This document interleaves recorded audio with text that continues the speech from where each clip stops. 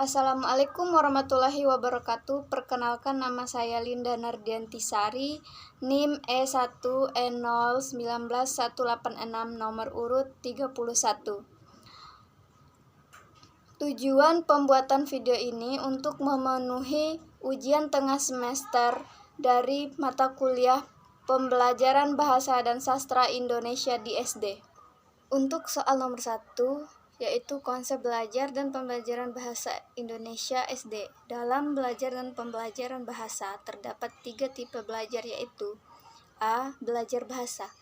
Belajar bahasa adalah seseorang mempelajari suatu bahasa dengan fokus pada penugasan kemampuan berbahasa maupun berkomunikasi melalui bahasa yang digunakannya. Kemampuan ini melibatkan 2 hal, yaitu kemampuan untuk menyampaikan pesan baik secara lisan maupun tertulis, serta kemampuan memahami, menafsirkan, dan menerima pesan, baik yang disampaikan secara lisan ataupun tertulis. Yang B.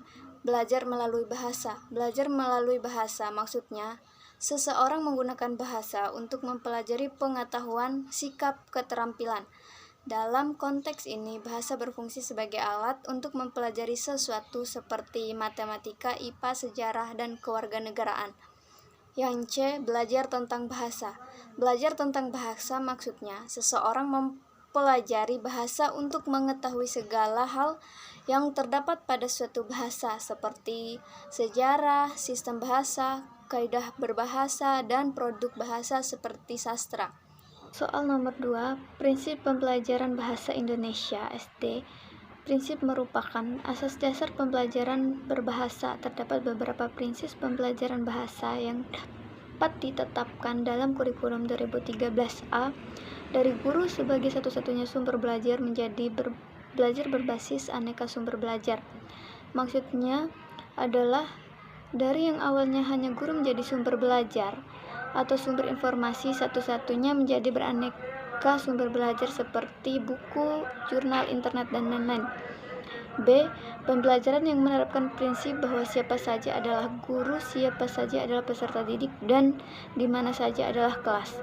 Artinya, guru bukan saja seseorang yang berprofesi sebagai guru, tetapi semua orang yang memiliki pengetahuan dan pengalaman ilmu.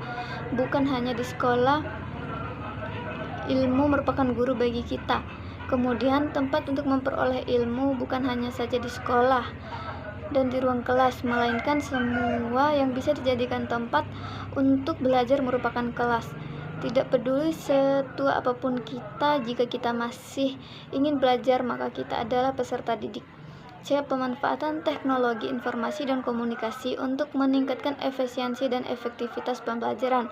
Artinya, ketika kita menggunakan teknologi informasi dan komunikasi, maka akan lebih cepat dan mudah karena hampir semua informasi yang kita butuhkan sudah tersedia. D. Pengakuan atas perbedaan individu dan latar belakang komponen latar belakang budaya peserta didik. Soal ketiga, dalam pendekatan kontekstual terdapat beberapa komponen. Pertama, bertanya atau questioning. Apa makna komponen ini? Bertanya dalam pembelajaran dipandang sebagai kegiatan guru untuk mendorong, membimbing, dan menilai kemampuan berpikir siswa. Bagi siswa, kegiatan bertanya merupakan bagian penting dan melaksanakan pembelajaran yang berbasis inquiry yang menggali informasi, menginformasikan apa saja yang sudah diketahuinya, dan mengarahkan perhatian pada aspek yang belum diketahui. Bagaimana bentuk pelaksanaannya? Bentuk pelaksanaannya yakni berkaitan dengan kegiatan tanya-jawab yang dilakukan guru dan siswa terkait materi yang dipelajari maupun hal-hal lain di luar materi. Misalnya, guru menyampaikan terlebih dahulu materi, kemudian siswa diminta untuk bertanya apabila ada hal-hal yang ingin diketahui lebih dalam. Apa urgensi komponen bertanya sehingga perlu dibiasakan dalam pembelajaran bahasa Indonesia di SD? Pengetahuan yang dimiliki seseorang selalu bermula dari bertanya, karena bertanya merupakan strategi utama pembelajaran yang produktif. Kegiatan bertanya ini perlu diterapkan agar guru tidak mendominasi proses belajar dan memancing siswa untuk berpikir. Kemudian siswa juga perlu bertanya kepada guru untuk menjawab hal-hal yang belum dipahami, dan dengan melaksanakan komponen ini keterampilan berbahasa siswa terlatih. 2. Pemodelan atau modeling. Apa makna komponen ini? Maksud dari pemodelan adalah pembelajaran dilakukan dengan menampilkan model yang bisa dilihat, dirasa, dan bahkan bisa ditiru oleh siswa. Konsep berhubungan dengan kegiatan mendemonstrasikan suatu materi pelajaran agar siswa dapat mencontoh dan agar dapat ditiru, belajar atau melakukan dengan model yang diberikan. Bagaimana bentuk pelaksanaannya? Adapun bentuk pelaksanaannya dalam pembelajaran kontekstual, guru bukan satu-satunya model. Siswa juga dapat berperan aktif dan mencoba menghasilkan model, seperti meminta siswa untuk mempresentasikan tugasnya, baik tugas yang berbentuk proyek ataupun tugas menghasilkan produk maupun tugas-tugas lainnya. Apa urgensi sehingga perlu dibiasakan dalam pembelajaran bahasa Indonesia di SD? Pentingnya pemodelan ini dalam bahasa Indonesia agar siswa mampu aktif dalam pembelajaran. Kegiatan belajar tidak monoton hanya mendengarkan penjelasan guru, tetapi siswa juga ikut di dalamnya. 3. Penilaian sebenarnya atau authentic assessment. Apa makna komponen ini? Penilaian sebenarnya merupakan tindakan melalui kompetensi siswa secara nyata. Dalam pembelajaran kontekstual, penilaian ditekankan pada proses pembelajaran, maka data dan informasi dikumpulkan harus diperoleh dari kegiatan yang dikerjakan siswa pada saat melakukan proses pembelajaran. Bagaimana bentuk pelaksanaannya? Bentuk pelaksanaannya yakni dengan membuat alat penilaian yang dapat menilai proses pembelajaran siswa, seperti teknik tes, portofolio, lembar observasi, dan sebagainya. Apa urgensi sehingga perlu dibiasakan dalam pembelajaran bahasa Indonesia di SD? Agar dapat menilai kinerja dan kemampuan siswa secara nyata yang meliputi ranah pengetahuan, sikap, dan keterampilan, bukan hanya satu ranah. Soal keempat yaitu IPK dan tujuan pembelajaran. A. Dalam tabel kata kerja operasional, kelompok mana yang termasuk low order thinking skill atau LOTS dan high order thinking skill?